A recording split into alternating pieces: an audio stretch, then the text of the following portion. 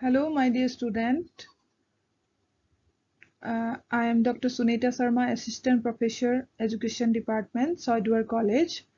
Today, I am going to discuss about the some various Indian schools of philosophy and education.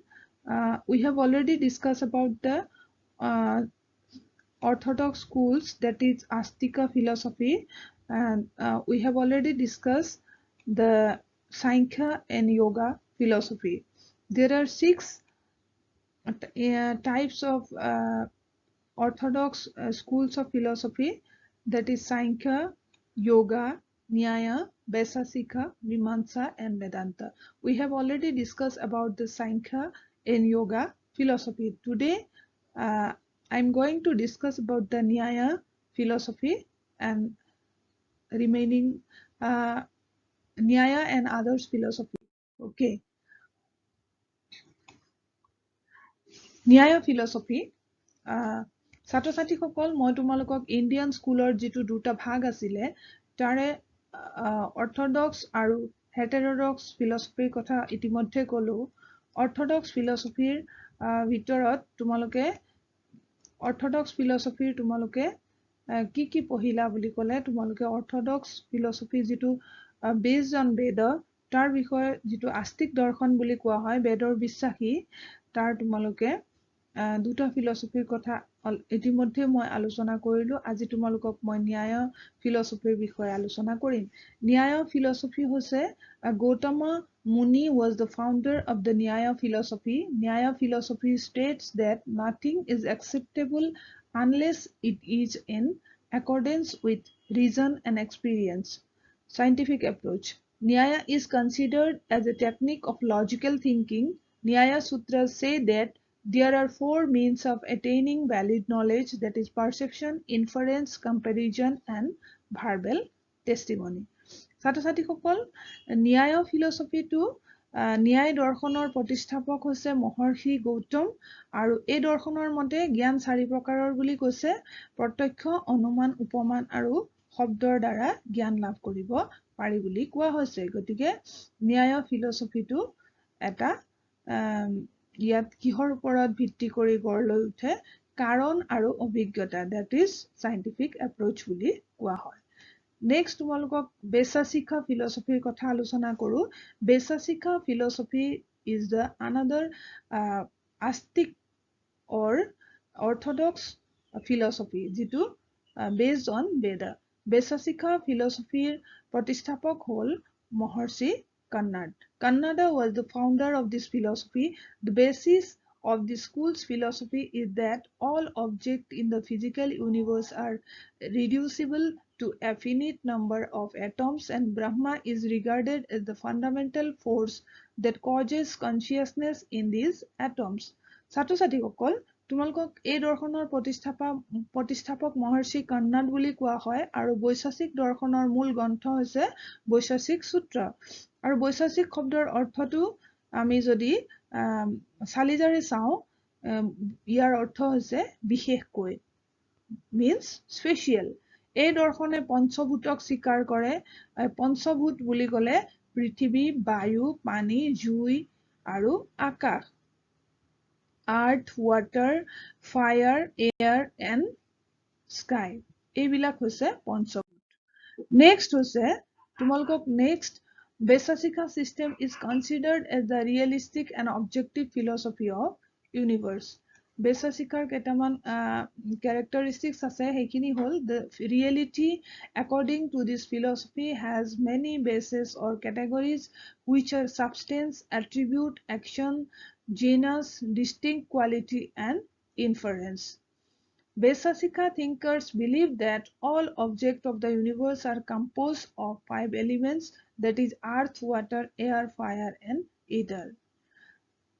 They believe that God is the guiding principle.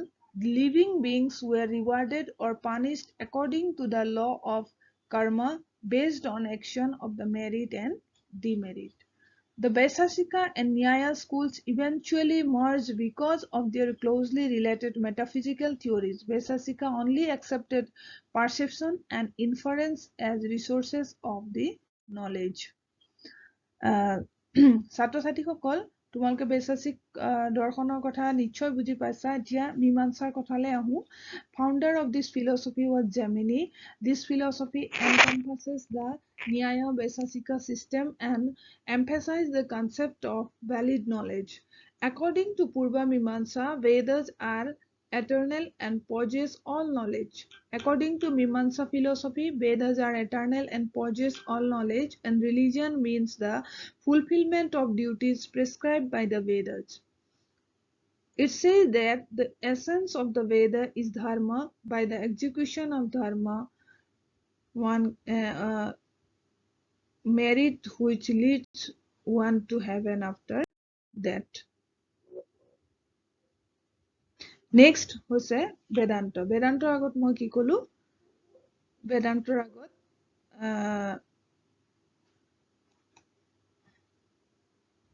Vedanta Vedanta or উত্তৰ মীমাংসা আমি বেদান্তক উত্তৰ মীমাংসা বুলিও ক'ব পাৰি school concentrate on the philosophical teachings of the rather than the brahmanas. The school separated into 6 sub-schools, each interpreting the text in its own way and producing its own series of the sub-commentaries. বেদান্তৰ কেইবাটাও ভাগ আছে এতিয়া Vedanta philosophy যেটো হৈছে বেদান্ত দৰ্শন বা Vedanta philosophy Vedanta দৰ্শনে কি কৰে ব্ৰহ্ম জিজ্ঞাসাৰ ওপৰত অধ্যয়ন কৰে বেদৰ জ্ঞান কাণ্ড আৰু উপনিষদসমূহৰ ওপৰত ভিত্তি কৰি বাদৰায়ণে মহৰ্ষি বাদৰায়ণে বেদান্ত সূত্ৰ ৰচনা কৰিছিলে বেদান্ত সূত্ৰবোৰে বেদান্ত দৰ্শনৰ মূল ভেটি the main base of the Vedanta philosophy is Vedanta Sutra Vedanta দৰ্শনত উপনিষদ ভাগৱত গীতা ব্ৰহ্মসূত্ৰৰ লগতে ব্ৰহ্মজ্ঞানৰ লগত জড়িত গ্ৰন্থসমূহকো অন্তৰ্ভুক্ত কৰা হৈছে গতিকে বেদান্ত দৰ্শনৰ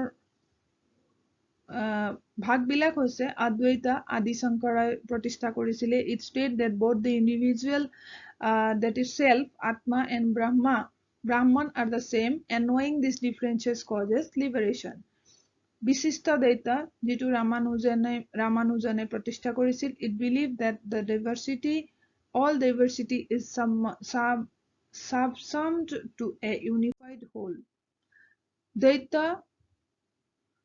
মাধৱাচাৰ্যই প্ৰতিষ্ঠা কৰিছিলে it considered brahma and atma as two different entities and bhakti as the route to eternal salvation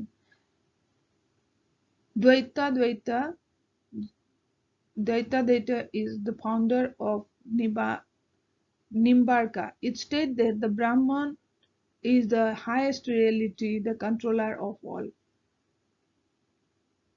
Sudhadvaita, Vallabhacharya. It states that both God and the individual self are the same and not different. Achintya Bhedva Advaita. Chaitanya Mahaprabhu is the founder. It emphasized that the individual self is both different and not different from Brahma. ছাত্ৰ ছাত্ৰীসকল মই তোমালোকৰ next ক্লাছত হেটেৰোডক্স school of ফিলসফিৰ বিষয়ে আলোচনা কৰিম আজি Orthodox ফিলসফিৰ মই ইমানতে সামৰিছো তোমালোকে নিশ্চয় বুজি পাইছা যদি কিবা বুজি পোৱা নাই কমেন্ট সেকশনত কমেন্ট কৰিবা আৰু মই লাইভ ক্লাছত তোমালোকৰ ডাউট বিলাক ক্লিয়াৰ কৰি দিম থ্যাংক ইউ